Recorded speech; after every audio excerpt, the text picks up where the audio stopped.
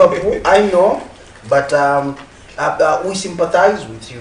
We sympathize with you, and we can only wish you all the best. We won't talk football. We'll talk football after the show is done. Okay, fantastic. Now, getting into our main interview, our guest this particular morning, Nelson, is Mr. Jello Katambo. He is the governing UPND Deputy Media Director. He is here to answer to so many questions, queries, concerns from you, the viewers, that have taken place, obviously, the whole of last week till today.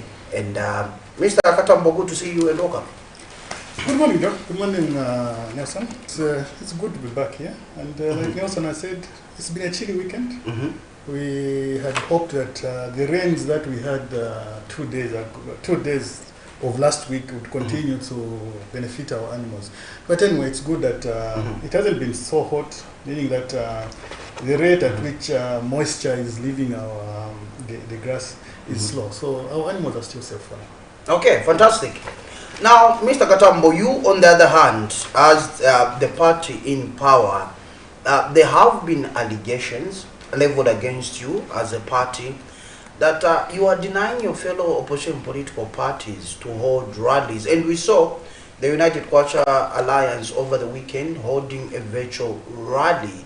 Why is this so, Mr. Katambo?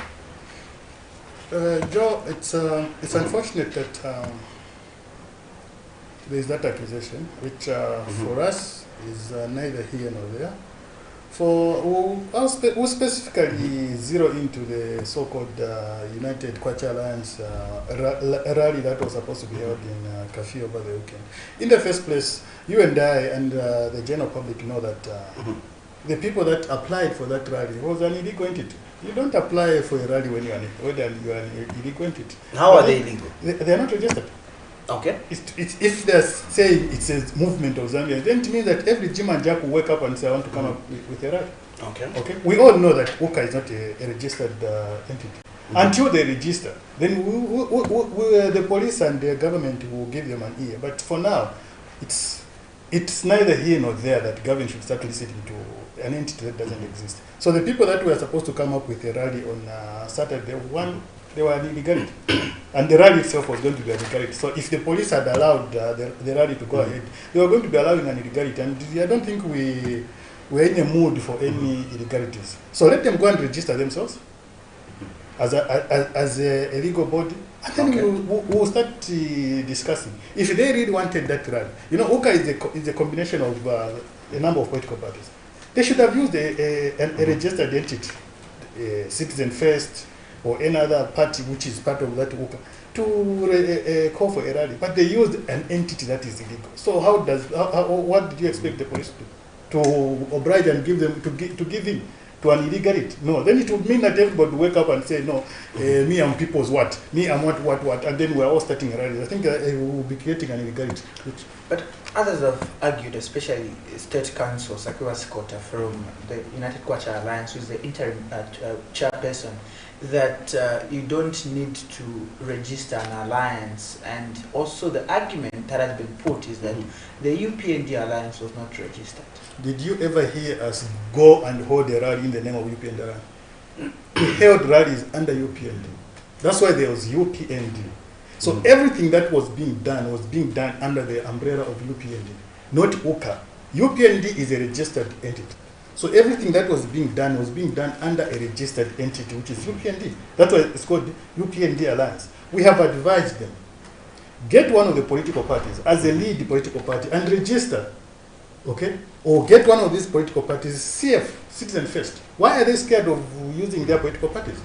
Get one of the political parties and let it be a lead political party. And then they operate as a loose alliance. Citizen First Alliance. Something like that. Okay. NDC Alliance. Or something like that. Let them operate as a loose alliance if they don't want to register it. But if they want to register it, we have given an example of United Democratic Alliance, I think that was 2006. That alliance was registered. So all political parties, UNIP, FDD, and everybody else came together and registered an alliance. So all activities were being done in the name of UDA. Even members of parliament were being elected on the ticket of UDA, not UPND. So what is wrong with them registering this so that it goes as a registered and legal entity. As it stands now, they are an illegality, and we will echo Honorable Jack Mwimbo's words that UKA is an illegality. We don't even know why they are branching letter-headed UKA documents when it is an illegality. So for us, we will not go in that direction. We will stick to the point that it's an illegality until they register themselves. Also, this argument comes on the backdrop that over the past few days or the past few months, we've seen opposition leaders come up or gang up in numbers, indicate that the country's political space is shrinking, including the church. Including the church. But do indicators really vary with the argument that is being put by the opposition in this case? We do not want to believe that the democratic space is shrinking. Comrades, we have been in this sector for a very long time. Okay. You and I know what it means to have a shrinking democratic space. I would not have been seated here in those days when democratic space had really shrunk. When the media space had really shrunk, we would have been talking about a different issue. Some of us, we are limping now. Okay, some of us are limping now, not because we were born limping, no. We are limping because we are victims of a shrinking democratic space. Now, I want them to tell me today that this, that is what has shrunk the democratic space. People are free. Okay. Mr. Edgar Lungu over the weekend, he was in Chipata attending church, which we would not have happened. We were told if you want to attend church, come with a permit and apply 7 days before. Okay? But now Mr. Lungu just got on a plane and he was in Chipata attending church. Nobody asked him where his permit is. And made remarks that politicians need to stop being liars. Do you believe you're a government full of lies? Is that a job on you? Well, I think he, because of his past, I think it takes a thief to know a thief. So because of his past, he thinks politicians are still lying. No, we are not. I think the UPND government has set the bar too high for the opposition to even manage, to even know where they're going, whether they're going to the left, they're going to the right, or they're supposed to just remain standing still. The bar that President Hakainde Hichilema has set is too high for them. And we are very happy as the UPND that the opposition has been found in a situation where they don't have issues to talk about. So this one is talking about this, they're even talking about things that themselves generated. I saw somewhere saying, Njala. But they are the ones that it's a news diggers.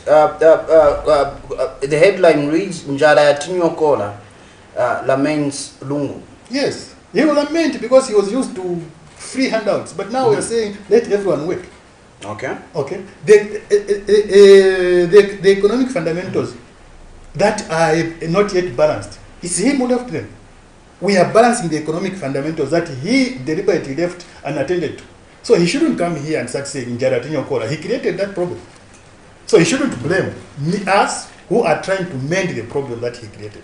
On matters of the economy, last year, before we could even jump into the year 2024, Republican President held an end-of-year press briefing and did allude to the fact that once the debt restructuring deal is clinched, issues relating to the cost of living, issues relating to the cost of doing business is going to reduce and stabilize to the benefit of the Zambians. And we've seen him also be on a tour in the Copperbelt where economic factors such as the Shaft 28 come into life, and it has been termed Luansha is now back in the Champions League. There's life that has been put there. Really, what indicators to our audience right there that may be watching, in a layman's language, to what extent is the cost of living, the cost of doing business going to stabilize? At what time? Is there a time frame? Thank you very much, Nelson. You've brought in a very important matter, and as a UPND, we first, before I respond to your question, we are very excited with the activities of the president in the last 5-7 days. You see, the president left Osaka for the Copperbelt. And we can safely say it was a very successful trip on the Copperbelt. A lot of milestones were achieved on the Copperbelt just in the last 5 days. We had the Shaft 28. 23 years of lying idle, 176 million cubic meters of water underground there. Luansha had become a dead town. We want to thank the people of Rwanda for their resilience. Otherwise, in most cases, everyone would have left Rwanda and it was going to be a completely dead town. But they remained in Rwanda to maintain the town. Now time has come for Rwanda to feel that now they are part of Zambia. Okay. Shaft 28, 3,000 direct jobs. Plenty more indirect jobs. Rwanda, like you have said, is part of the Champions League now. Okay? We are very grateful that the president, people were saying, you know, what were they saying? He likes getting on planes and yes, and something like that. But those Kamwendo Mujira trips now are starting to bear fruits. Okay. If he didn't go to China, maybe we would not have had a new Rwanda mine. But because he went to China, met his colleague in China, and now those are the results that you are seeing in Rwanda. Rwanda is back to the Champions League. Rwanda will never be the same. Okay? Rwanda, I can assure you, starting from last week, it will never be the same. We get to the Chingora-Chirabombe road. That road was in a deplorable state. Even the amount of traffic that was passing through that road had seriously reduced. And you know that is the major outlet to the market in Congo. Okay. All products that are coming from South Africa and any other country in the Southern Africa going towards Congo had to pass through that road. But you saw its deplorable state. Okay? You saw its deplorable state. Our colleagues in the past failed to work on that road. And what you saw were trucks and trucks parked along that road because the road was bad. It took you almost 2 or 3 hours to move from Chirabombe to go to Kasumbalesa. We have worked on that road. It was supposed to be worked in 18 months. We have worked on that road in 6 months. Okay? We have worked on that road in 6 months. Is that not a plus on the part of the government? And we are very grateful that this is a PPP arrangement. Okay. Not even a single coin has left the treasury to go and work on that road. Meaning that the treasury as a Zambian government is concentrating on other avenues. That road is being worked on. And we should be glad to note that that money that was used on that road is Zambian money. Because part of that money came through the Workers' Compensation Control Board. And the Workers' Compensation Control Board will be getting 34 million kwacha every month for the next 11 years through that road. I think for us, that is smart business. And the president has always said, let us do smart business. Let us not do this kind of business that we got used to. Okay. Otherwise, under the past regime, would have heard that somebody had gone to China, borrowed 200 million kwacha to work on that road, and that money, once we start paying back, was going to be going back to China. But we are talking about a local-based entity that has funded the construction of that road. So it means that that money remains in this country. It means that the pension funds now will have enough money. Because that 34 million kwacha every month means that workers' compensation will always have money readily available to pay out to its clients. Now we have seen National Pensions Scheme, NAPSA, coming on board to fund the construction of the Lusaka Ndora Duo Carriageway. So it means that pension schemes or pension funds have realized that there's money in this PPP, and we should be glad as a people that our pension funds are not just going to be seated idle now. We are using them for the right purposes. We are not using them for elections as it was in the past, because these pension schemes, these pension funds, were used for funding these elections. But we are saying, can we use them to fund our infrastructure development? The government is not touching anything. Now we are being told that the concessionaire for roads in Mutanda, Munirunga, Ikere, Mijimbe road has been found. So it means that this concessionaire will not go out there to look for money. We'll come back to the two institutions, that is NAPSA and Workers' Compensation. They have realized that these two have got the capacity to fund these roads. So now everybody is rushing to these two entities to go and get money to fund the PPP infrastructure. I think that is a comrade. That is a part on the back of the government. We came into this government, the UPND came into this government. President Akainda and his team came into this government on a backbone of a broke government. Okay. We were very broke. But look at what this government has done. And when he says we are back in the Champions League, we are in the right direction. This is the right direction we're talking about.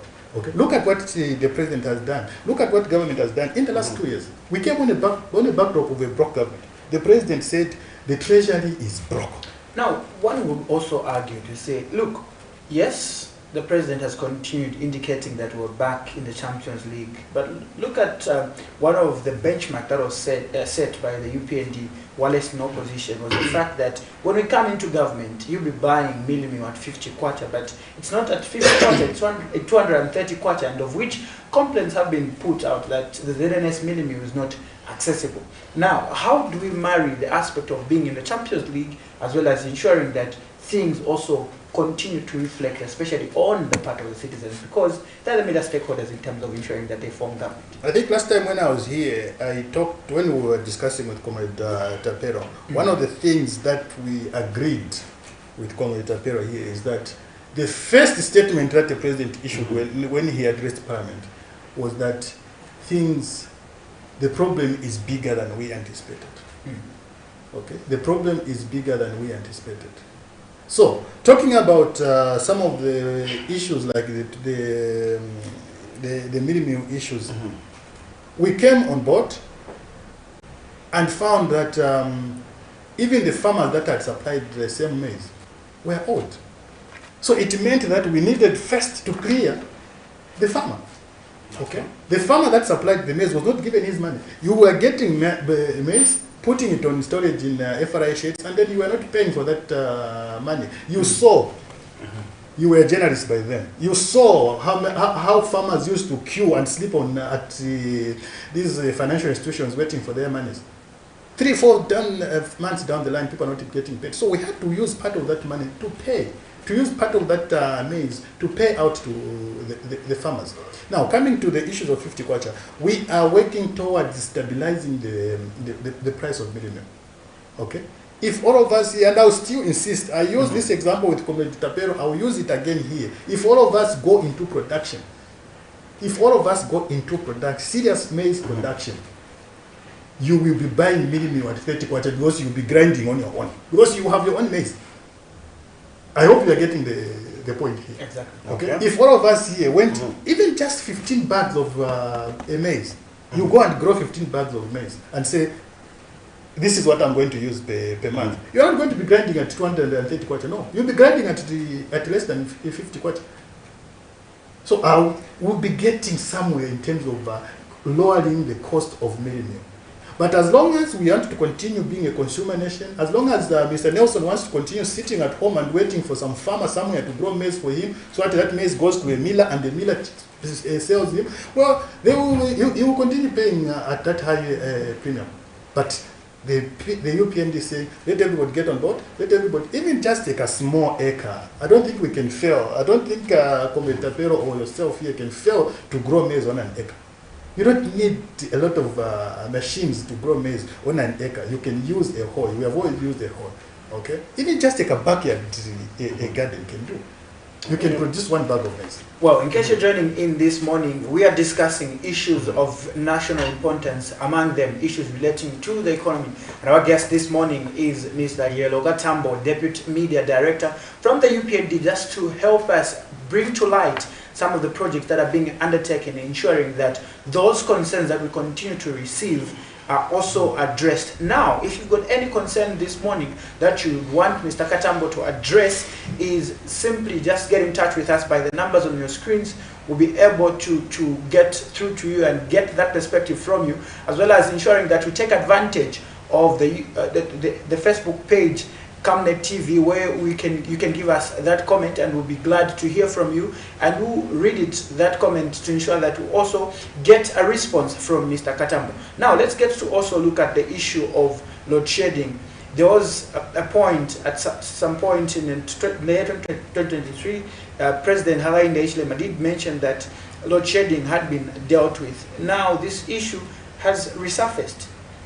What are some of the projects that are being undertaken in line with ensuring that the country is energy sufficient? Thank you very much, Comrade Nelson, and I was so much hoping that that question would come in again. We discussed it last week with Tapelo. Now it seems like it's a question that will keep on creeping and because we're being load shedding. Of course, I know. Even me, when I left home, there was no power. But well, it's a natural thing. But coming back to Comrade Nelson's question, yes, what projects are we putting in place? What intervention measures are we putting in place to ensure that, in as much as we cannot say zero rating load shedding, because, well, these are technical issues, but we are saying we can reduce the load shedding.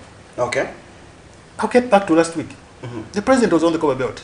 You all saw what he did. He commissioned 60 megawatts of solar power. That is on top of the 34 megawatts that was commissioned. That was commissioned in. Is that for all the Zambians or just the Zambians on the Copper Belt, Mr. Well, his question was what interventions. That is part of intervention. Now we are putting intervention measures. Okay. And CEC is saying they will move on to produce another 126 megawatts of solar power. So we are now opening the market for energy for solar power. Okay. Zambia is blessed to have quite a long period of sunshine. So if we can put up those structures, those solar power plants in almost every district of this country, I think we will not be crying for hydro all the time. Okay, the government is working at reducing the period on which one has to apply for solar power plants. Remember, it used to be at 18 months. Okay, so it means that for you just to apply for a solar plant, you need at least 18 months before ZEMA and all the other bodies could grant you the right to do a solar plant. Now, how many years is 18 months? That's 1 year, 6 months. Now, that is just for the process of applying and being granted license. And then now you come up with the process of now putting up those plants. It means that you would have been doing one project for 5 years. But now we're saying that is too much. Let's lower the duration. We are lowering that to at least less than 3 months. If if a license can be granted within 3 months, then it gives you enough time to do it. Is that feasible? Looking at our bureaucracy as a country, the president is on record to have talked about bureaucracy. And that is what we're working on. That is what government is working on that same bureaucracy. You see, bureaucracy is created by man, meaning that man can steal and do that bureaucracy. Yes. Okay. Now we'll take a very quick break as we get to also look at a story where Republican President Hakainde Hichilema has underscored the pivotal role of unity and collaboration between government and the church in fostering national development.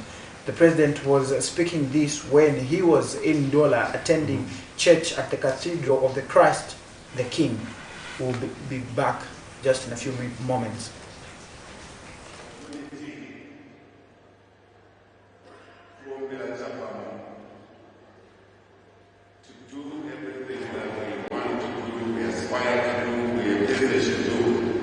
Unity is a critical ingredient.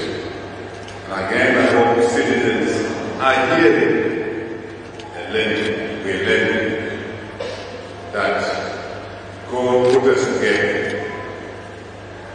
in this country, 752,000 square kilometers. He chose us to be the ones who be called Zambians in our diversity. Doesn't matter how you wish to turn the language. We are citizens of this country. We are God's children. And they have an imperative to work together. I love that message. It's okay. I must also make a message that you have amplified today. Hard work. The country was beginning to work like you can see. I'm using the English deliberately that the country had begun to think like you can work by sitting and good things will come your way by queuing. I don't know whether philanthropists will deliver what we aspire. Hard work is important as an ingredient towards where country. That is one of the stories that we got to look at. We know that the president is in Copper Belt and ensuring that economic development is steered across the country, because you cannot leave development one-sided. And one of the benchmarks that this administration has set is ensuring that development is taken to all corners of the country. And speaking about all corners, One of those projects that has been put as the elephant in the room is the Constituency Development Fund, and the pronouncement has been made by the President that each year CDF is going to be increased to ensure that constituencies get to utilize this fund and ensure that they develop. Now, Mr. Katambo, I'd like to find out from you in terms of how viable this this project has been, because concerns have continued to be raised that, look, this CDF only seems to be working in constituencies where there are UPND members of parliament, and there are a lot of procedures that have to be followed. Are we still having those reports? No, are we still having those reports? There are concerns on the ground. No, are we still having those concerns? Maybe I asked that question. Are we still having those concerns? Definitely. Yes, Yes, sir. especially from opposition parliamentarians. That sounds like a fallacy. Because Okay. 2 days ago, Honorable Shakafuswa, Chris from Mandem, was praising government for the CDF. Okay. So I don't know whether it is still correct to say this fund is only in ruling party held constituencies. And last week, Fair, a member of parliament, was saying it's not working. Well, then it is his constituency that has a problem. Okay. Okay, you go to Fair and tell me if you're not going to find a school that has been built using CDF. Go to Fair now, today, as Camnet, and come back and tell me that you have not found the pupils that are learning under the support of CDF. Go to Fair today and come back and tell me there's no clinic that is running that was built under CDF. And then tell me who will be lying between the two of us. Between me, the UPND, its government, and Fair, a member of parliament. I think they have, like we have said, this CDF thing has caught them unaware. They never thought that it would be possible. Now that they have realized that it is working, they have run out of what to say. Okay. They don't know what to say. They don't know how to attack it anymore. Because it is, if they attack the CDF thing, they will be attacking their own electorates. Now, it is an issue of electorates versus the opposition. Okay, the people on the ground are benefiting from this CDF. They are enjoying the fruits of CDF like they have never enjoyed before in the 60 years of this country's independence. So if somebody stands up and tells me CDF is not working, I will laugh at you, like I laughed at the Socialist Party last week. Okay? Comrade Antonio went to Luena and said, no, there is no CDF in Luena. The MP said we have 37 projects that have been commissioned so far under CDF. Then you start wondering, these people have nothing to say. That's why they're trying to attack a noble fund like CDF. Because they have realized that on the ground, CDF is working. And now they have even stopped saying, this is our money. Because everybody now knows that whatever development is taking place in a constituency is out of CDF or government-funded project. There is not a single MP that is funding a project from his personal resources. The only person who is funding some projects from his personal resources is the president. Okay, so if you talk about CDF as a party, as a government, we are saying our flagship career, our flagship project, our flagship program has been a success. It may not be 100%. Because remember, we are coming from a background where councils were only holding about 1.6 million kwacha per constituency. Okay. And then now they are saying hold 50.5 million kwacha. It's a big challenge for some councils. But we are working at removing all those bottlenecks to ensure that CDF hits 100% success by 2026. Okay. Now, Mr. Katambo, talking about the councils, let's look at those councils, erring councils, because we know there's the Parliamentary Accounts Committee on Local Government, where we have seen so many council chairpersons coming through, failing to answer questions. How is your government dealing with such individuals in line with fighting corruption? Yeah, when you talk about councils, I think we are talking about council secretaries, town clerks, not council chairpersons. Council chairpersons. Okay, thank you for the correction. I don't think they appear before PAC. Council secretaries, yes. We are working at, we are moving towards a decentralization kind of arrangement. And as a government, we have realized that most councils were incapacitated. Okay. Okay, there were so many things that needs to be done, and we are moving at modernizing, or making sure that laws that protect, the laws that have to do with the operations of the councils are enhanced. Okay, we are looking at what weaklings are there, especially in public fiscal management of public funds. That I think that is where we still have a little problem. And if you look at most councils, it is not really that there's corruption, but maybe it could be some misappropriation of funds. Okay. Okay. Yeah, it is a crime under the Financial Management Act. Okay, we understand that's a crime to misappropriate funds under the Financial Management Act, but we are working towards ensuring that people understand that once funds are allocated for a certain project, let the funds remain for that project. If you want to move the funds from point A to point B, you need the Treasury Authority. But we have seen some people moving funds from A to B without Treasury Authority. So we are working toward, the government is working towards ensuring that people understand what their roles are, what they should understand the Financial Management Act. Okay. So still on CDF, we have Mr. Nasilele Slishebo, who says CDF is okay, but MPs have over-politicized it to an extent that it is not making sense to the communities. Number one. Number two, he comes through again and says, comrades from the media and your host, morning, my appeal is that let the ministers responsible for ministries to come on board and respond to the cries of the people, unlike people who should talk about party issues, not national issues affecting the majority. Sepo S. Musanje says the problem we are having in Zambia is to politicize anything. That's why as a country we will always be complaining about governments. How many families do you want the government to be feeding? Okay. So these are some of the messages that are coming from our viewers, Mr. Katambo. Have politicians politicized CDF? That's why we. That's what Mr. Nasileda wants to know. Silishel. Yeah, and that's the reason why, if you look at just before the close of before Parliament rose in last month, there was amendments to the CDF Act. Okay. So all those things that Mr. Nasilele has talked about, I think have been taken care of in the amended CDF Act. Okay. Yes. Okay.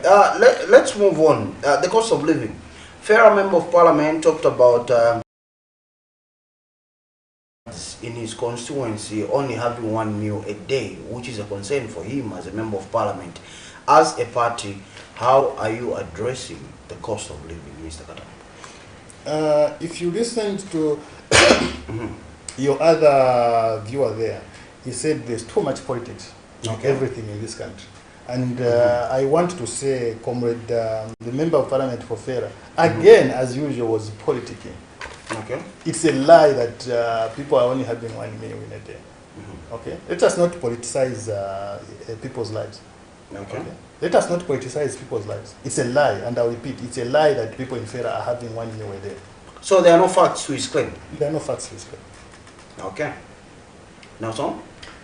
And again, one of the issues that has been of concern, even getting into the weekend, was the facts relating to the Mopani deal. Others are saying it is beneficial. Others are saying it is a deal that is marred with illegality. One of those is FDD leader Edith Nawatu's come to the party indicating that this deal is illegal and it's not to the benefit of the Zambians, because it is not clear if Mopani belongs to the Zambians or it belongs to the creditors, as per conflicting statements.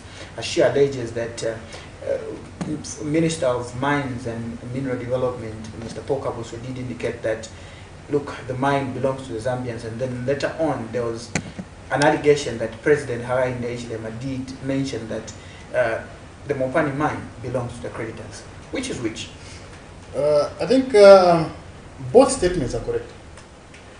When the president said Mopani mine belonged, not belongs, belonged to the creditors. Also, it's not belongs. No, it's it was belonged. The media misquoted them. The Okay. president said the Mopani mine belonged then to the creditors. Because we had not yet finished paying, even if the PF had grabbed the mine from Grenco, they had bought the mine from Grenco, but they had not finished paying Grenco. So $3,000 of whatever tonnage that had been produced under Mopani was going to Grenco.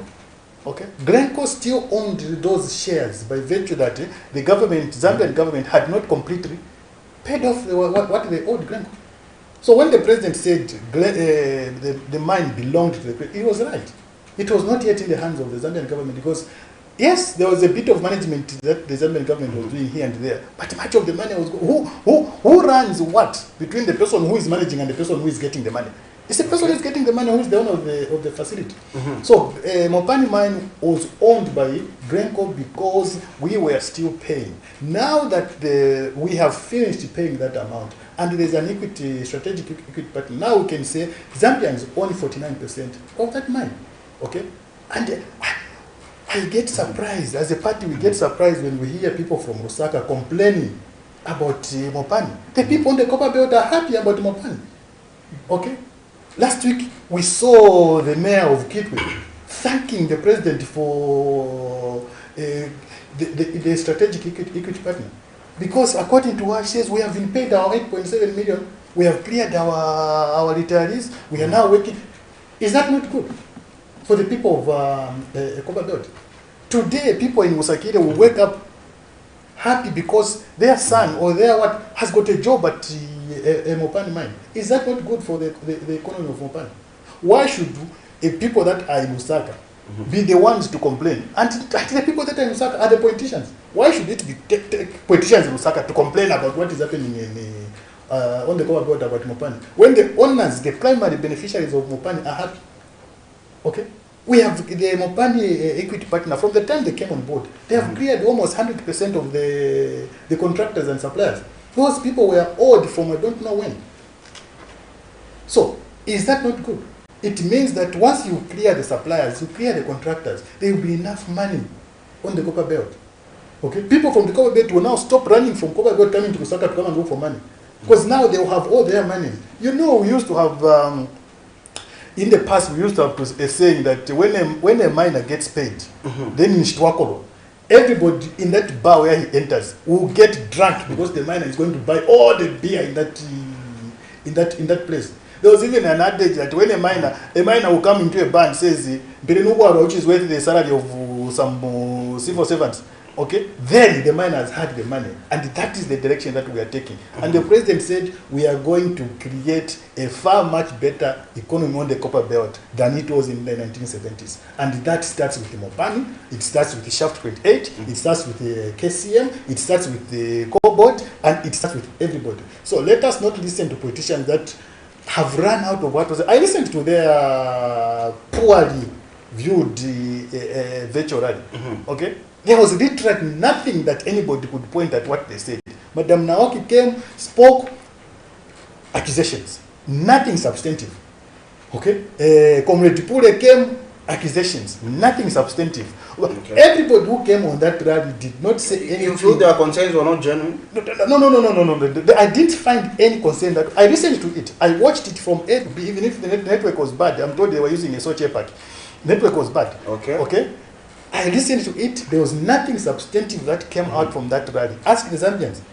You can replay and rerun that virtual rally of theirs. You will not find anything. There was no solution to anything apart from lies after lies.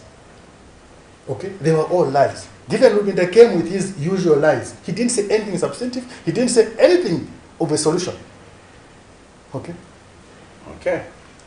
He says 400,000 civil servants have been fired or they have been pushed to the PSMT. Total lie. Total lie. What are the facts then? The fact is that government is working. Okay, government is working. Mopani is on board. The mining sector is on board. The mining companies now have started reinvesting. We had never reinvested. The mining companies never reinvested between 2017 and 2023. They never reinvested. There was no recapitalization in these mines. Go to Rumwana today, they will tell you that we were almost leaving this country because the policies were kept on changing. Today you've got this policy, tomorrow you've got that policy, making it difficult for them to operate. The environment became difficult. And we have created an environment where now the mining companies are recapitalizing, the mining companies are investing, the mining companies are even going into the solar. The companies are now starting to produce solar for this country. The environment is correct. We came on a backdrop of a broke economy, and now we have put up fundamentals. We had we'll repeat this. We'll repeat this. $800 million, which these guys owed the oil suppliers. Okay. Okay. 800, that's not small money. $800 million, which they owed the oil suppliers. They were cheating us that they are paying the subsidy. They are not paying the subsidy. God knows who was eating the $800 million until that amount got to that. Now, as a government, as a UPN, we are supposed to clear the amount that they kept on cheating Zambians. For the sake of our audience, who is the owner of Mopani mine, just to set the record straight? The Mopani mine is co-owned. Okay. Anything above 20%, any ownership that is above 20% makes you a big shareholder. That is 51% for IRH and 49% for the Zambians through ZCCMIH. It means Zambians own that mine. 49% is a lot. The CEO for that company is Zambian. He has been retained as Zambian. We are in charge of the management of that organization. The job structure, we are in charge of it. So it means who is running that company? We can decide how to employ, when to employ, and when to fire. We are deciding. Unlike those days when Mopani was owned 80% by Grenco, it meant that all decisions were done by Grenco. Ours was just to receive the dividends, which was a very small amount. But now we are saying Mopani mine is owned, co-owned 49%, 51% by the Zambians and IRH. So Zambians should be proud that they own Mopani mine. Nobody should say Zambians don't have been given a short change. No. Zambians own that mine but with 49%. It's not a small amount. Let's get back to the debt restructuring deal. We've seen that this deal of about $3.5 billion has been shot down by especially politicians that have gone on the ground, indicating that there's nothing good coming out of this deal, because it only means that a period of repaying this debt has been extended and nothing new is coming into the economy. What is the exact status in terms of the benefits of the debt restructuring deal? Mr. Nelson, let's bring this issue of debt restructure into the lowest level of our community, the household. Okay. Very important. If you owe me money, okay, you owe me 10,000 kwacha. Your salary is 12,000 kwacha. Your monthly salary is 12,000 kwacha. Okay. Okay. Or we say you owe me 10,000 kwacha, your monthly salary is 5,000 kwacha, and then we agree that you are going to be giving me 4,000 kwacha per month, or 4,500 kwacha per month. It means that as a household, you are only remaining with 500 kwacha to use the whole month, isn't it? Is that enough? Are you able to pay for your rentals? Are you able to do everything in that 500 kwacha? The answer is no. Now, I realize that Mr. Nelson is struggling to pay me back my money. We sit down with Mr. Nelson and say, okay, but Nelson, let's do this. Instead of you paying me back this money, 4,500, I want to give you space. I'll allow you the next 10 months. Don't pay me this money. Maybe just be paying the interest. Okay? Because this is Carol. Just be paying the interest. Don't pay the principal for the next 10 months. Okay. Now, in the next 10 months, what I expect you is that you would have grown your house income. Okay. You would have increased your level of income at household. Because remember, you're not paying me. Okay? You are just paying me a very small amount. If you are wise, you would have even started a business to ensure that by the time the 10 months comes, when you are supposed to start paying me the money, you would have had enough money to pay me, because you would have built your account using the business that you had started from the money that was being saved. Two, you would have had enough money within that period to make sure that your household disposable income is enough. Your children are able to go to school, you are able to pay rent. Is that not a plus on your part as a household? I don't know. Okay. I think that is the way we as UPND are looking at this debt restructuring. It has given us enough rope, enough time to put our economy in order. It means that between now and that time when we are supposed to pay it back, remember we are supposed to have paid $4.9 billion this year. Where are we going to get this money? With our mines that are currently limping. Where are we going to get that money? $4.9 billion. It was a tall order. Okay. Now, Mr. Katambo, 1 year, 6 months remaining for the UPND according to a political calendar. By the way. You like that question? Yes. It's a gentle reminder. Yeah, it's good that you're reminding us that we have got 1 year, 6 months. 1 year, 6 months, Mr. Katambo. Why should the Zambian people give President Hakainde Hichilema and the UPND a second mandate after 1 year, 6 months? Why should they trust you with running the affairs of this country again? As we conclude, why shouldn't the people of the Copper Belt trust us with another mandate in the next 1 year, 6 months? Looking at what we as a government, we as a party have done for them. Okay. We are bringing back the money to the Copper Belt. The economy of the Copper Belt, the GDP of the Copper Belt, to get 2026 will no longer be the same. How about Central Province? Your focus seems to be on the Copper Belt. We have moved on the Copper Belt as the party. We have moved on How the Copper Belt. about Cabo Central? How about Wacha? We are moving. It's an everywhere thing. We have just been talking about CDF. Okay. Why shouldn't the people of Central Province trust us for another 5 years when we are able to give them 30 million kwacha every year to put up infrastructure in their provinces, per constituency? Okay.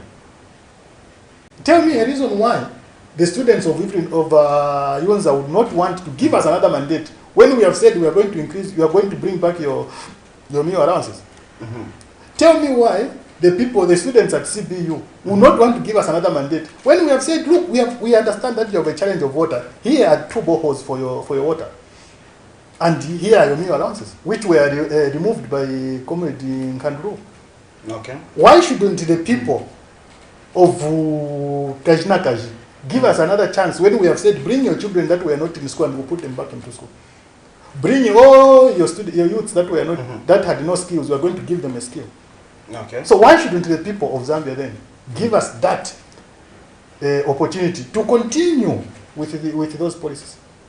Those are the policies that are giving us a reason to believe that the builder that the people of Zambia hired in 2021, they will hire him again in 2026 because he has built the house from the foundation, and the foundation is now strong. Not that foundation that we had which was shaky, but now the foundation is strong. We are at roof level. We are going to give the same builder to put the roof in 2026. We are so sure that Zambians are seeing what we have done, are seeing the direction that the country is taking, are seeing what the President Hakainde and this team are doing, and they are willing to give us another opportunity in 2026.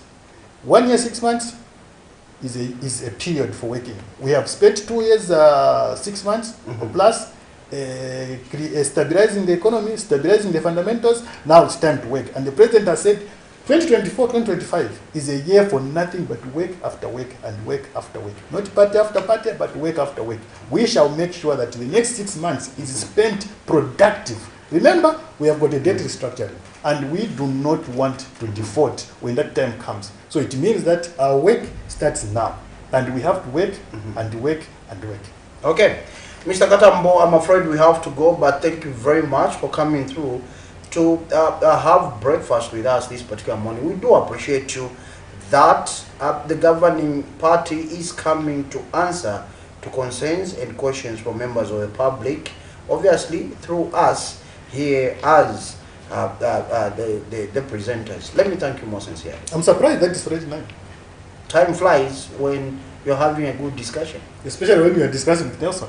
Because I saw that Nelson had issues, and he really wanted to squeeze the governing party. Not really wanting to squeeze, but really wanting to have... It's the views of the people. Exactly, the views of the people really cleared out, because most of the times you will have this opposition politician brag about this, but without substantive evidence.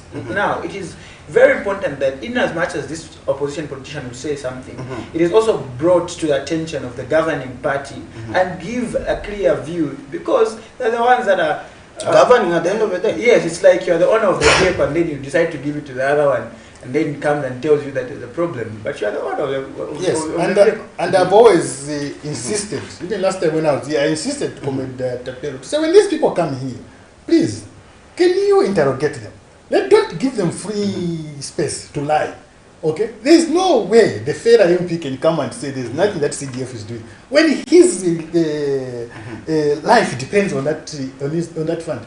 If he misuses that fund, then I can assure you he's not coming back in 2026, because people know that this is a development fund. And he also knows that his lifeline, his political lifeline, depends on the CDF. So for him to come and sit here comfortably and start lying to the Zambians, I think it is wrong. As journalists, let us interrogate these people. Okay? When I say as journalists, well, I'm a professional, I'm also a trained journalist. Let us interrogate these people when they come with their lies. There's no way one can come here and lie with a straight face that is nothing that the government is doing, that Mopani is a bad deal, that the debt restructuring is a bad deal. Can we interrogate them? What would they have done if it was them in that space? What would they have done? How would they have dealt the Mopani issue? Okay, because they were there in this space before, and they failed to deal with the Mopani issue. They were in this space, comrades, for 23 years. They failed to deal, we said for 10 years, they failed to deal with Shaft 28. Okay, they left the people of Copperbelt, they left the people of Rwanda in a destitute situation. Now, the UPND comes 2.5 years. We deal with the issue of the new Russia mine. Okay. What do they come up with? They have got nothing to substantive to argue. They start bringing the issue of bees. No, gentlemen. Can we put the economic matter at hand? What would have been your position? Would you have managed to deal with the new Russia mine? The answer is no. Would you have managed to deal with the Mopani mine? The answer is no. KCM, now we are told somebody went away with $24 million. Gentlemen, that is a lot of money to give to an individual. $24 million. Convert it to the current, at the current rate, that is more than 600 million kwacha. One person, one human soul, running away with 600 million kwacha. What is it for? You want to go with it to heaven?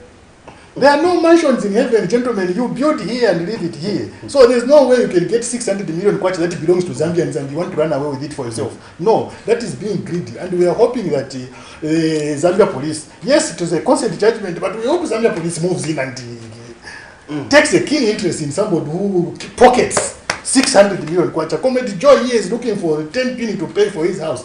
Okay? But somebody ran away with 600 million kwacha. One. And those are the people that you wanted to continue running in this country. Given again, if you had given them another 5 years, they would have run away with 20 billion of your money.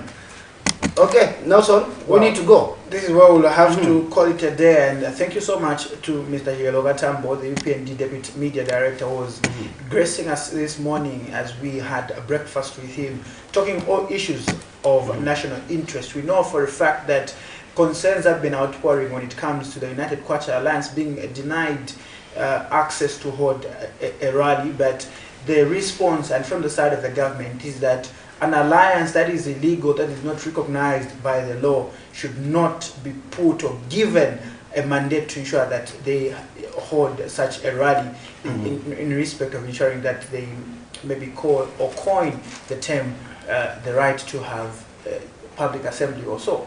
But this is where we'll have to call it a day, and all other economic issues also have actually been addressed, and we are hoping that you've picked one or two things, even as you get to argue out in those communities. Also, you've got a clear stance in terms of what is happening in the background, because the English people always tell you that development is a process. From my end, Nelson Zulu, as well as my good friend in Kabelo, Josi Mata. We call it a day, and be rest assured to join us tomorrow on a Tuesday, but keep it warm on Camnet TV. Maybe Tapero, before you go, I just have one adage to put here. They say it is only a man who has never put on a shoe that would appreciate the comfort of a tropical. When I talk about a tropical, I'm talking about the mapatapata. Okay. I heard the people over the weekend say, yeah, President Hichilema went to commission to my toilets in the Kwacha constituency. Those people have never had a flushable, waterborne toilet since independence. Okay. So, for them, moving them from a pitra tree to that toilet, that is a plus. Like one woman said, "Ndi mfumu nomba, at least put na wonke toilet yash, mesh." So those people that are saying that was a minus on President Hichilema, as a party, we are very happy that the people of Kwacha in Mulenga area are able to use a flushable toilet. So it only takes a man who has never put on a shoe to appreciate the comfort of a patapata. Thank you very much. Okay, thank you very much, Mr. Katambo. We have to go. We'll see you when you see us. Good morning.